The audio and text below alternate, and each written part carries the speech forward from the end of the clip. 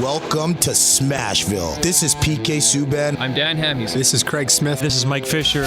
But you need to dig in right now, every guy. Everybody loves their soldiers until they come home and stop fighting. Enough is enough. They need me to bleed, and I'll bleed for my team. Start playing with some jam in here. Let's go. This is Ryan Johansson. Welcome to Smashville. This is Philip Forsberg. I'm Victor Arvidsson. I'm Ryan Ellis. I'm Matthias Ekholm. I'm Beckerin, and you're listening to the Renegades of Puck with Crazy Charlie. Crazy Charlie puts words in my mouth. You can't trust that guy. If you can't get some fire, some passion, some energy, and figure out how in the hell to talk about this magnificent sport of hockey that has taken over the city of Nashville, then why are you on the radio? You don't deserve it, and you should do the honorable thing and turn your mic in. You're making a damn fool of yourself. This is my declaration. I'm coming after every single one of you. The lazy, the tired, the boring voices out there. Your time is up. I'm Crazy Charlie Saunier.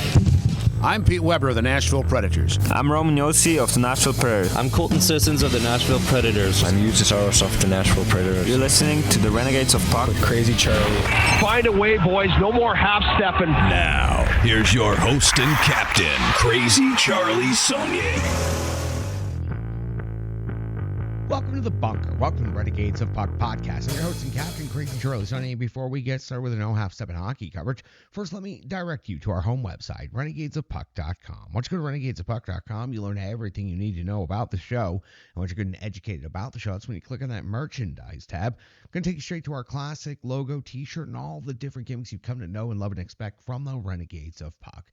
Socks, throw pillows, wall art, bed sets makes no difference to us. Something like 80 different items in our online store. The best way to say it is that we've sold out so that you can buy in. Social media is of critical importance as an independent, unaffiliated operation known as the Renegades of Puck. So here's how you can jump in the trenches with us.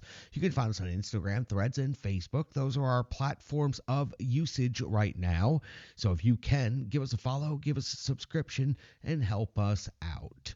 YouTube, that is where we are requesting our most significant support. So please, if you can, subscribe to our YouTube channel and then turn on those notifications. Spread those links around to the Renegades in your life and help us build up our audiences.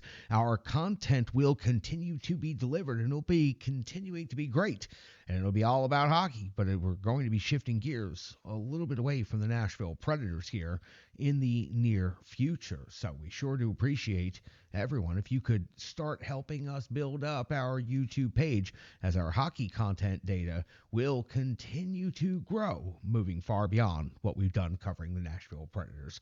You can support the show financially if you would like. You can make a donation by going to Venmo and searching Renegades Puck. Scan the QR code that's over there on the corner of the desk or right over there on that puck. That's our virtual tip jar and our swear jar and all those other things in between. If you can spare it, we could use it. We're building a brand new set, and like I just teased quite a bit, we're getting ready to start launching some new initiatives here in the bunker. So please, if you can help us out, do so.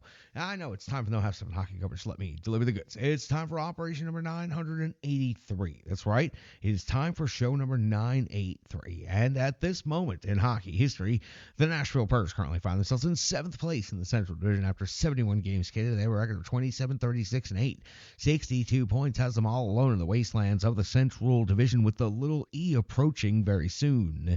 Their next game will take place on home ice. That's where they have a record of 18, 14, and 3. That is one of the bright spots for the Predators this season. Their winning record on home ice. The Preds have scored 182 goals, and they've given up 229 goals against. That's a goal differential of minus 47. The Predators' next game will be against the St. Louis Blues. It'll be the fourth and final regular season meeting between the two Central Division rivals, all happening in a fairly compressed amount of time, especially these last 3 games. After the Preds wrap up this game against the St. Louis Blues on Thursday night at Bridgestone Arena. Saturday, they'll welcome in the Vegas Golden Knights. Monday off to Philadelphia, Tuesday in Columbus, and then on the 3rd of April in Dallas before coming back home on the 6th of April to face off against the Montreal Canadiens. Now let's talk about the Central Division update real quick, then the season series, then we'll talk about the St. Louis Blues, the numbers in the matchup, and get to the statistical leaders for each of these clubs. The Winnipeg Jets are in first place in the Central Division after 72 games skated. They have 102 points, are well in race for the President's Trophy. They already have the X clinching a playoff spot right there, and they'll more than likely be clinching the division very soon as they have an 8-point lead over the second place Dallas Stars of the Colorado Avalanche in third place with 91 points, 3 points behind Dallas. The Minnesota Wild are at 85 points, so they are 6 points outside the automatic qualifying playoff spot for the Central Division right now. That Dallas-Colorado first-round matchup sure does look mighty interesting. Minnesota, again, fourth place at 85 points. St. Louis, and this is key to the game that we are previewing right here, right on the heels of the Minnesota Wild at 83 points and well within wild card control of their own destiny. The Utah Hockey Club are in sixth place in the Central with 75 points. Then you'll find the Predators at 62, and the Little E's come for the Blackhawks in last place. They only have 51 points on the season. The regular season series between the Nashville Predators and the St. Louis Blues, it's been extremely one-sided. It's also been a bit of a doozy. 12-27. That would be December the 27th. That's when the Predators and the St. Louis Blues met for the first time this season. So Central Division rivals playing 4 times did not meet until after Christmas. The Blues scored the 7-4 victory in St. Louis. UC Saros had to be pulled in this one, only going 11 out of 16, taking the loss on it, and came in support, did decent, 12 out of 13. Jankowski, Marchessault, Blankenberg, and Stamkos with the goals in that game. Hofer picked up the victory for the St. Louis Blues, 26 out of 30. Thomas with 2 goals. Kyrou with a goal and an assist for 2 points in that game. These two teams would pick up the rivalry again on March the 18th. St. Louis would pick up the 4-1 victory at Bridgestone Arena. Saros again taking loss, 17 out of 21 this time. Shea, the only goal for the Preds. Hofer, the victory again for St. Louis, 22 of 23 for that victory. Kyrou, 2 goals. And Holloway, 3 assists. The two teams would meet 5 days later on the 23rd of March, and St. Louis would score a 4-1 victory again, this time in St. Louis. Honoran got the start, took a loss, 14 out of 17. Philip Forsberg scored the only goal, turning Ryan Suter into a turnstile. Binnington picked up the victory, 31 out of 32 in that game. Thomas picked up 3 points, and it was 4 different goal scorers for the St. Louis Blues. So the Predators against St. Louis this season, 0-3. They've picked up 0 out of 6 possible points, and they've been outscored 17-6. The St. Louis Blues, the hottest team in the NHL right now, currently sit in 5th place in the Central Division. They've skated in 73 games this season. They are 38-28-7. 83 points, again, has them very quickly catching up to the 4th place Minnesota Wild and leaving a bit of the wild card pack in the dust. On the road, the St. Louis Blues have a winning record, 18-14-4. They've scored 224 goals on the season. They've given up 209 against. That's a goal differential of plus 15. Their most recent stretch of completed games, we go back to March the 18th. We found a 4-1 win at the Nashville Predators on the 20th of March, a 4-3 overtime win versus the Vancouver Canucks on the 22nd of March. It was a 4-1 win versus Chicago, followed it up the next night with a 4-1 win versus the Nashville Predators on the 25th. Their most recent completed game, a 6-1 win versus the Montreal Canadiens. They're scoring 4 or more in every game, and they're giving up barely more than 1 per game over that stretch. Binnington, 24 out of 25 to pick up that victory against Montreal. And again, the Blues surging in the standings after being relatively lifeless for the first 45 to 48 games of the season. The NHL ranks between these two teams, well, the Predators at 2.55 goals per game aren't impressing anyone. That's 32nd overall, which is last in the NHL. Again, the Blues surging 3.01 goals per game now, 13th in the NHL. In goals against category, the St. Louis Blues giving up 3.23 per game. That's 23rd in the NHL. While the Nashville Predators are giving up 2.85 per game. That's 12th overall in the league. In the shots on goal category, Predators 29.5 is 6th best, while St. Louis is at 26.9, 28th. One of the few statistical categories where the St. Louis Blues aren't amongst the top third of the league. In the shots against category, the Nashville Predators are 28.6. That's 19th overall, while the St. Louis Blues are giving up 27.5 per game. That's 12th overall in the league. We're in the special teams categories right here on the Predators power play. Conversion rate of 21.1%, 20th best. 42 conversions, 199 power play opportunities. St. Louis, 21.7% conversion rate on the power play, 17th overall in the league. 36 conversions out of 166 opportunities. When it comes to the penalty kill, 81% kill rate for Nashville is 10th overall overall in the league. 40 power play goals given up against. The St. Louis penalty kill is killing off 72.9% this season. That's 28th. They've given up 46 power play goals against. When it comes to the individual scoring leaders for each of these teams, let's start with the home team, the Nashville Predators, and their updated statistics. Philip Forsberg's at 28 goals, 38 assists, 66 overall points. Jonathan Marchessault is at 19 goals and 30 assists for 49 points. Steven Stamkos, 23 and 22 for 45. O'Reilly, 16 goals, 27 assists for 43 points. The captain, Roman Josi's at 9 goals and 29 assists for 38 points. And then over on the St. Louis Blues side of things, Thomas has done much damage against this Nashville Predators team in the season series. Is at 19 goals, 45 assists for 64 total points. Kyrou, always lethal against the Preds, 31 goals in the season, 31 assists for 62 total points. Holloway, 24 and 36 for 60. Schen's at 17 and 30 for 47, and Buchnevich is at 14 and 33 for 47 points on the season. In net anticipated goaltending matchups, sees Jordan Binnington at 24, 21 and 4 on the season, at 2.73 goals against average, a .900 save percentage with 3 shutouts. Going up against UC Saros, 18, 27 and 6 on the season, 2.88 goals against average, an .899 save percentage with 4 shutouts on the season. It's been physical, it's been belligerent, and it has been at times numerous penalties. So these two teams meeting up for the third time in such a short amount of time on the calendar. The Predators playing for very little other than a spoiler role. The Blues surging ahead in the standings. The Predators need to muck it up if they want to make a difference. They've been wiped off the ice by a 17-6 score in 3 games this season. If the Predators want to pick up a point or at least make St. Louis's night miserable on their way to a victory, then they've got to go ahead and change their attitude and escalate the way they usually handle their business. I think that it's what we're going to see at Bridgestone Arena on a Thursday night. That's got you all set for the Predators St. Louis Blues 4th meeting of the regular season. Now let's go back to Carolina. It's time for the Reverse Sports full game recap. Let's talk about what happened in the Predators' last game. Hockey players are as unique as the game itself, and your uniform should be tailored to fit you. Rebirth Sports is your sports apparel tailor. From shells, bags, warm-ups, hats, hoodies, branding, and more, let Rebirth Sports be your custom hockey tailor. And don't forget to tell them they do more than just hockey. Rebirth Sports on Facebook, Twitter, and Instagram. Rebirth Sport, a match made in hockey.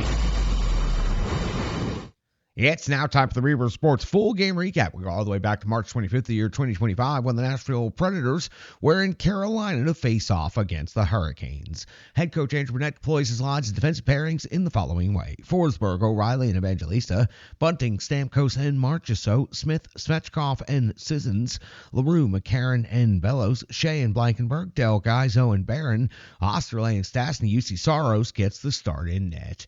We find ourselves 50 seconds into the first period, and that's where the first activity happens when UC Saros comes up with a save on Kakiyami. It's the first shot on goal of the game at the 3:19 mark of the first period. It's Orlov off to the box, minutes 4 high, sticking. Michael Bunting picking up the power play goal for the Nashville Predators, breaking through to get the Preds on the board. Bunting's 16th of the season comes as he digs the puck loose from Kachetkov and the D and puts it into the net. Bunting, with the no-half step and jam right here, puts the Preds up by 1 early. We are now at the 7:32 mark of the first period. UC Saros coming with a save on Burns. The 8:27 mark of the first. Saros comes up with a save on Jarvis at 9:54 of the first period. Kachetkov comes up with a save on Blankenberg at the 10:19 mark, already halfway through the first period. Saros a save on Orlov, 15:08. Saros a save on Stahl at 16:49 mark of the first period. Kachetkov a save on Smith at 18:32 of the first period. We find UC Saros coming with a save on Sebastian Aho to end the first period. The Nashville Predators hold a 1-0 lead. The Carolina Hurricanes, though, out shooting the Preds 11-7. 58 seconds now into the second period. UC Saros coming with a save on Roslovic. 2:29 of the second period. UC Saros comes with a save on Aho, leading to a mad scramble by the Predators' defense, and UC Saros himself scrambling around quite a bit. This is indicative of how things are about to go in this period. 3:27 now of the second period. Saros gets a save on Jost at the 4:01 6:51 mark of the second period. Evangelista with his 8th goal of the season. It was on breakaway. He dekes and finishes into the open net to give the Nashville Predators a 2-0 lead at the 4:41 mark of the second period. It's McCarron off the box, 2 minutes for cross-checking, and Hall is going to make a sick move to the net with speed. Just turns on the afterburners, gets behind the D on the rush, and finishes like an absolute pro. His 16th goal as he breaks through for Carolina, getting them on the board. We have a 1-goal game with the Preds leading 2-1. 6:51 of the second period. Stastny's off the box, 2 minutes for hooking. Saros comes up with a save on Kotkaniemi. We're already past the halfway point of the second period. Now we pick action up at 10:20, and Saros is coming to save on Burns. 12:25 of the second, Saros a save on Roslovic. 15 minutes of the second period, Saros a save on Jarvis at 16:01 mark. The second, it's Saros a save on Stankoven, and the Canes are just absolutely unloading on the Nashville Predators. Netminder, 18:15 of the second period. Smith off the box, 2 minutes for high sticking. Saros comes up with a save on Hall, and then Saros a save on Aho before we hit the intermission, with the Canes having a carryover power play of 15 seconds into the third period. It is a 2-1 game in favor of the Nashville Predators, but the big jump is in shots on goal for the Carolina Hurricanes, registering 16 shots on goal here in the second period. Now 27 in total for the game through 2 periods, while the Nashville Predators have 9. That's right. The Predators only 2 shots on goal in the second period. One of them goes into the net. That's Luke Evangelista's breakaway. We pick things up in the third period. That carryover of power play leads to a great scoring chance by the Carolina Hurricanes. Uzi Saros has to be sharp, comes with the save on Jarvis, and we're off and running in this third period. 2:30 now out of the Reds. Kachetkov coming up with a save on Brady Shea. The 3:55 mark, it's Chatfield off to the box. 2 minutes for high sticking. Kachetkov comes up with a save on Brady Shea right here, and then at the 6:27 mark, back to even strength hockey. Saros comes up with a save on Roslovic. 7:10 Saros a save on Stankoven. 9:11 mark of the third period. Kachetkov a save on Bellows. We flip over to the backside of the sheet and we pick things up at 12:48, where we find Luke Evangelista scoring his 2nd goal of the game, his 9th of the season. A deflection of Delgaizo's shot in the low slot gives the Nashville Predators a 3-1 lead here in this game. 15:03 of the third. Kachetkov comes with a save on LaRue. 16:03 Kachetkov a save on Barron. And in 1949, the Predators had done an expert job with the extra attacker on. The Predators draw a penalty with just 11 seconds left in the game. Kachetkov one more save on Evangelista, and the Nashville Predators hang on to win this game 3-1 versus the Carolina Hurricanes, sweeping the regular season series, going 2-0 against Carolina. The Carolina Hurricanes outshoot the Nashville Predators 35-16. So UC Saros goes 34 out of 35 in this game, and it is a highly impressive effort. The Carolina Hurricanes just had the Predators under siege in the second period and for large portions of the third period, but the Predators locked it down at the most important point. When they got up that 3-1 lead, they just simply put the Canes in the box out there and did not allow them to get any offensive opportunities. All right, that's going to do it for the Rebirth Sports full game recap. We've got analysis, we've got box score, we've got so much more coming up next right here on the Renegades of Puck podcast. Hello, hello, hello. I'm Tracy, owner-operator of Strong Style Fitness. And that's me and my training assistant, Rizzo. And we are here to bring you fitness that meets you where you are by offering circuit classes, bar-inspired classes, Tabata workouts, boot camps, guided stretching, and more, all taught by a certified personal trainer, me. To learn more, go to our website, strongstylefit.com. Subscribe on YouTube at Strong Style Fitness. Follow on social media at Strong Style Fit. But most importantly, let's get you moving. It doesn't matter if it's your first workout or you've been doing it for years. Strong Style Fitness has the workout that meets you on your journey and helps you along the path to a happier, healthier life. I understand where you've been, what you were going through, and where you were going, and I want to take you there. We'll see you on the mat. Mwah. Welcome back in Renegades of Puck podcast. That was the Rebirth Sports full game recap. Let's get into some analysis, and this first analysis point is going to be the biggest analysis point of all. UC Saros getting the start in this game, 34 out of 35, easily one of his best performances of the entire season. The siege that he faced in the second period, yes, he did surrender one goal to Hall, but the defense didn't help him out a whole lot on that one, and Hall is going to finish with that type of close range action going on. So for UC Saros, he was outstanding throughout the entire game. Second period, I thought he faced an onslaught. Third period had to be strong, and he was. And he picks up his 200th win of his career in his 385th start. This is highly impressive what we have seen from the Nashville Preds net minor. We'll circle back at the end of the broadcast, and we will hit that again. But 200th victory of UC Saros' career. Think about how far Pekka Rinne went in net with this Nashville Predators team and the numbers that he compiled by the end of his career. Well, UC Saros is more than halfway there and is only 29 years old and is under contract for many, many years to come. UC Saros is climbing the charts quickly to become the greatest goaltender in Nashville Predators history. That's a tough argument to make when he fills the skates of Pekka Rinne. But so far, statistically and by age, he is starting to accomplish feats that even Pekka Rinne had not accomplished. Luke Evangelista in this game deserves some discussion for his 2 goals. One on the breakaway, sick finish right there, lifts the leg, kicks the deke, puts it into the empty net, then has a great deflection. So putting all of the skill set on display in this game, an incredible overall performance, and that's 2 in a row for Luke Evangelista, where he's just looked fantastic out there on the ice. Bunting is a player that I was excited for the Nashville Predators to pick up, and I'm excited to see as he gets healthier what he can do the rest of this season and all of next season.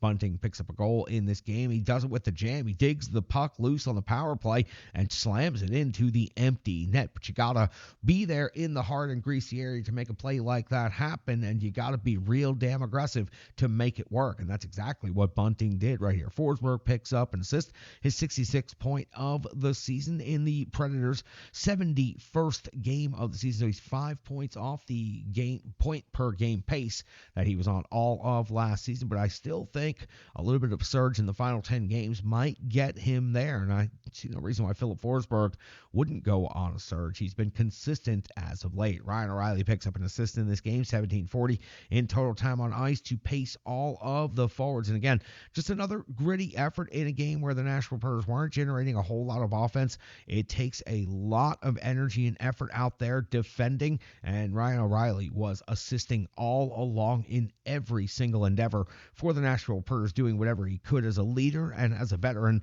to help shut the Canes down, even though the Canes were frankly having their way with the Predators for large stretches this game. Mark Del Gaizo picks up 2 assists in this game, 21:01 in total time on ice. Now, that did not lead the defense. As a matter of fact, that was 4th in time on ice among the defense, but still, Del Gaizo with an impressive effort in this one. Again, 2 assists in his 21:01 total time on ice. Let's hear from our good friends at Stripe Digital Solutions. Let's come back, let's get through the box score, and let's close out operation number 983 right here on the Renegades of Puck podcast. The digital environment can be quite intimidating, time-consuming, and cumbersome, especially with all those other areas that need attention at your business, and that's why Stripe Digital Solutions is here to help. I know, because that's exactly what Stripe Digital Solutions did for me and the Renegades of Puck. From designing my home website and helping me create my merchandise to special event posters, brand building, and social media management. But it's not just that, it's so much more. Stripe Digital Solutions has helped me every step of the way. From startup to full-time operation, Stripe Digital Solutions has been there to assist and advise every single step of the journey. In today's fast-paced world, the path to success is having a strong digital partner, and nobody is better in the trenches than Brandy and Stripe Digital Solutions. Get the solution before it's even a problem with Stripe Digital Solutions. Welcome back in. Time for the good, cold, hard numbers known as the box score. Luke Evangelista leads the way for the Nashville Predators with 2 goals in this game. Michael Bunting picks up the other goal for the Nashville Predators. When it comes to assists, Kiefer Bellows has 1, Philip Forsberg has 1, Ryan O'Reilly picks up 1, Brady Shea has 1, and Mark Del Gaizo paced the Predators with 2. When it comes to shots on goal, 3 was the high, and that was by Luke Evangelista, 2 of them going into the net, and the last one coming in the final seconds of the game where he, why not, halfway attempt to go for the hat trick, throw it on net and see what happens. Brady Shea, the other Predators player, with 3 shots on net. Justin Barron had 2, LaRue had 2, and Kiefer Bellows also had 2 shots on goal. When it comes to block shots, 4 led the way. That was by Nick Blankenberg, then Justin Barron with 3. Then you find McCarron O'Reilly with 2, and Steven Stamkos also with 2 block shots in this game. When it comes to the physical component of things, it was Michael McCarron leading the way with 4 hits. Cole Smith also with 4. Justin Barron adds 3. When it comes to your time on ice leaders, 1740 for Ryan O'Reilly leads all forwards. That's actually quite a balanced job rolling all 4 lines in this game. 1641 is your next top. That's by Michael Bunting. 1632 by Michael McCarron. On the defensive side of things, a different story. 2452 for Brady Shea. 2215 for Nick Blankenberg. 2134 for Justin Barron. 2102 for Mark Del Gaizo. It is very rare for the Predators to have 4 defensemen over 20 minutes.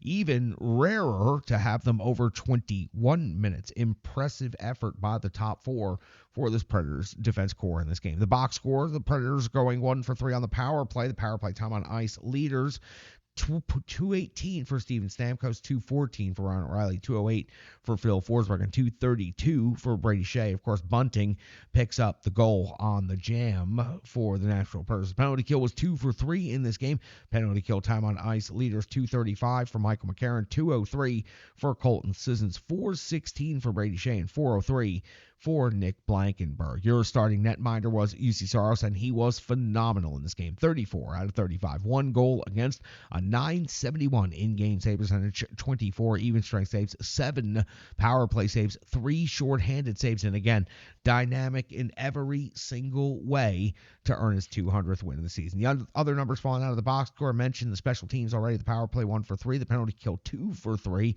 face-off winning percentage 43.4, 17 hits, 22 block shots, 4 takeaways, 16 giveaways, and it's all about UC Saros at the end of this game. Again, mentioned already, 200th win by the age of 29 in his 385th start. He is doing things that even Pekka Rinne wasn't doing at this point in his career, putting up numbers, reaching milestones.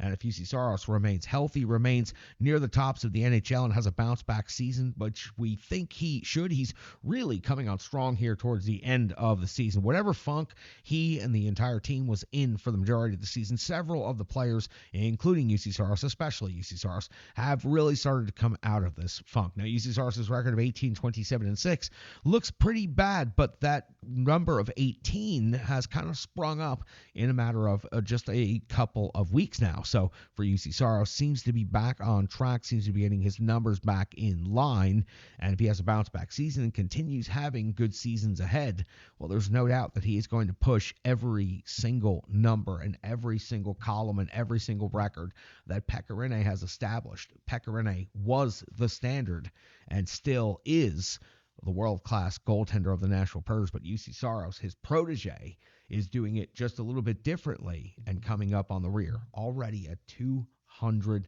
wins. It happened very fast for UC Saros.